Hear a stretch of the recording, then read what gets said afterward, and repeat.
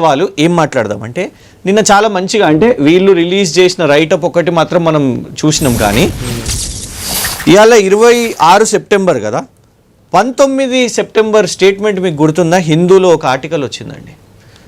CM warning to L&T on metro. ఇది రాసిన statement. ఉట్టిగానే హిందూ పత్రిక అయితే రాయదు కదా.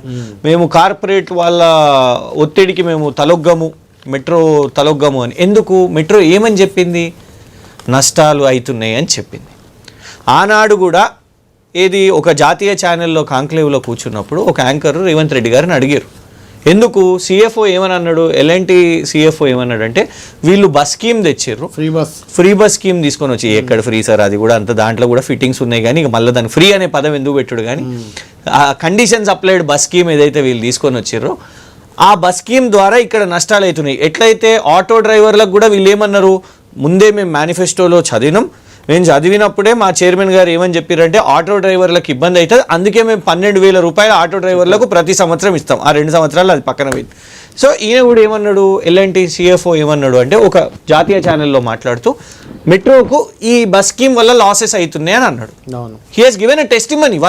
వాళ్ళకి జరుగుతున్న అకౌంట్స్ని ఆ స్టాటిస్టిక్స్ని చెప్పారు. దానికి ఒక సీఎం గారు ఐ షుడ్ సే ఏషియాలో టాప్ 5 ర్యాంకింగ్లో ఉన్న సంస్థను నేను ఆయన జైల్లో ఏమని చెప్పినా పోలీసులను పంపించినా అని జాతీయ మీడియాలో నువ్వు మాట్లాడుతున్నావు. ఎన్నో కాంగ్రెస్ ఇవాళ కర్ణాటకలో కూడా L&T చేస్తుంది.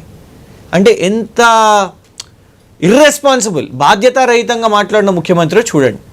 ఆ తర్వాత ఇవాళ డెఫినెట్గా కొన్ని అంశాలు చూద్దాం. కేవలం ఇది ఒకటే కాదు, గతంలో ఘోష్ కమిషన్ వేసిరు కదా వీళ్ళు.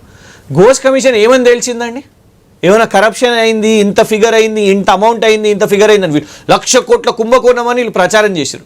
ఘోష్ కమిషన్ ఏమని చెప్పింది, ఆ 2 పిల్లర్స్కి 250 crores అప్రాక్స్ ఖర్చు అవుతున్నది, అది కూడా L&T వాళ్ళు మేము చేపట్టడానికి సిద్ధంగా ఉన్నాం. అవును, ఒక ముఖ్యమంత్రి స్థాయిలో ఒకటి గుర్తుపెట్టుకోండి కళ్యాణ్ గారు, మీరు ఇక్కడున్నా, మీరు ఢిల్లీకి పోయినా, ఏ రాష్ట్రానికి పోయినా, even if you are not a politician, మీరు గవర్నమెంట్లో లేకపోయినా ఒక ఛానల్లో పనిచేస్తున్న వ్యక్తిగా, ఒక తెలంగాణ బిడ్డగా కూడా మీరు తెలంగాణ గురించి గొప్పనే మాట్లాడతారు కదా.